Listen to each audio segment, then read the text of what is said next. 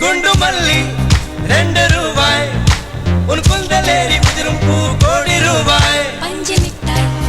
5 ரூபாய் நீ பாதி தின்று தந்ததால் லட்ச ரூபாய்